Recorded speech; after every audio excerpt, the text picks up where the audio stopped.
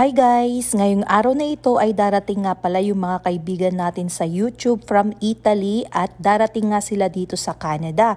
Ito nga at pumunta nga ako dito sa Dollarama para bumili ng Canadian flag para i-welcome namin sila ng aking sisi na si Jeanette Garciano. So ayan guys, after natin ng Dollarama, pupunta naman tayo sa kabila, bibili tayo ng cake sa My Sovis.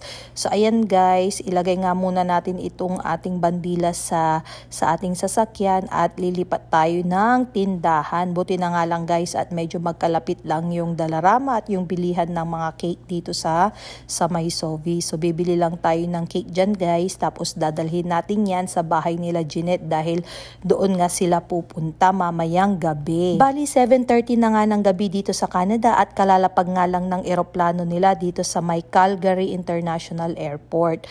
So ayan na guys, at si Kuya Moon TV, yung kaibigan rin natin dito sa Facebook at sa YouTube, siya ang nagsundo sa kanila sa airport and then didiretso nga sila dito from Calgary to Edmonton. Nakakatuwa nga isipin guys dahil yung mga darating na mga kaibigan natin from Italy na papunta nga dito sa Canada ay nakilala lang natin sila guys sa YouTube dahil nga noon guys noong mga panahon ng pandemya wala kaming ginawa kundi talagang nakababat kami sa YouTube at marami din kaming mga nakilalang mga kaibigan. Ito na nga at bayaran na nga natin itong cake at nang makadiretso na nga tayo sa bahay ni Jeanette Garciano. Ayan na nga guys at on the way na nga sila at nasa sasakyan na. Ayan na nga ang inay ng YouTube at kachat na ni Sisi. Kilikili ko dyan ha.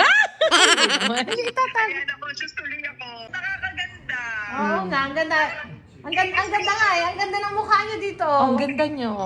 Oh, Tingnan mo nga, parang bagong gising nga talaga ako. nasanay na tawag akong inay-tiris. Oy, ganda ng hair ni, Epekto, no? Ayan, nandito Ito na yung ipapakain natin. Ayan, nandito na nga ako sa bahay ni Sisi dahil nga hinihintay nga namin si Kuya Mon. At syempre yung mga friends natin sa YouTube from Italy na nandito na sa Canada. Diyos ko. Si Papi at si, anong tawag kay Tete? Mamshi. Inay Tiris. Naku, Diyos Tatrabaho ko. pa kami ng panggabi. Ayan mga overnight kami ha. Naku, Kuya mo na ha. Ayan, nakapagluto na si Sisi. Ayan. Mega love shout out sa Donya na si Natalie. Baka naman, Sisi, may padala ka dyan na pang dessert namin ngayon dito. Charot. Kakain na nga kami. Dahil ang tagal-tagal nga ni Kuya mo. Binili po, galing po ang menudo namin sa Australia. Tingnan nyo. Ayan, i-video natin. Ay galing pa ng Australia.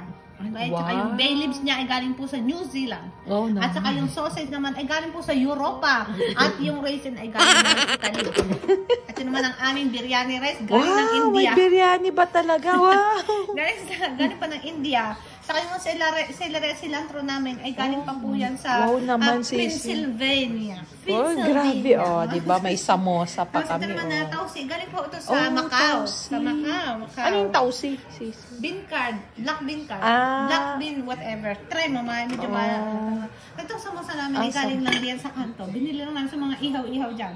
Oo, may sinigang panahipon. At saka itong strawberry namin ay made in product of USA, United States of America.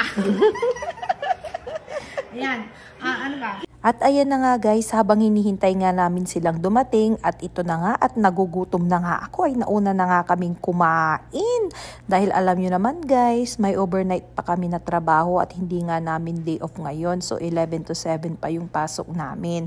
So paparating pa nga lang sila dito sa bahay nila Jeanette. Kaya habang kumakain nga kami dito ay panay-kwentuhan lang namin dito, tawanan, chika-chika. Syempre ngayon na nga lang ulit kami nakapag-banding ng ganito guys dahil nga puro trabaho tapos nga every Saturday morning lang din naman kami nagkikita after ng mga duty naming overnight. At alam nyo ba guys na ang sisi ko na ito ay nakilala ko lang din naman ito sa YouTube. O di ba guys, karamihan sa mga kaibigan ko dito sa Edmonton ay mga nakilala ko lang sa YouTube noong panahon ng pandemya.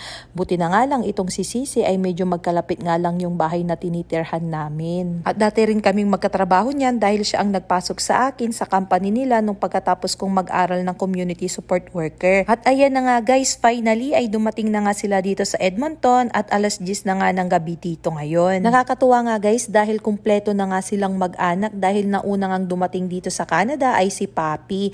Ayan, tapos after few months ay sumunod na nga rin yung kanyang mga anak at asawa. So ayan, tuwang-tuwa nga si Sisi Janet Gerciano dahil sila nga talaga yung mga super close talaga noon nung nag-YouTube pa. God is really good talaga guys dahil nga kumpleto na nga ang mag-anak at kasama na nga rin ni Papi ang kanyang asawa at kanyang 2 kids. Ayan na nga guys, habang kumakain, ayan tuloy-tuloy pa rin ang kwentuhan. Kaya nga lang guys ay talaga nga namang bitin na bitin ang araw na ito ng aming pagkikita dahil nga may mga pasok nga kami ni Sisi at kay anong oras na, 1 oras nga lang kami dito nakapagkwentuhan. Pagkatapos ng aming maiksing kwentuhan, ayan na nga napakabilis ng transition at nandito na nga tayo sa work dahil 11 PM na at oras na ng duty ko. So ayan guys, hanggang dito na lang muna ang ating video ngayong araw. Baka hindi ka pa nakakapag-follow sa ating Facebook page, please follow po ninyo ang ating Facebook page, like and share at maraming salamat sa inyong pagsuporta sa ating mga video. Bye guys!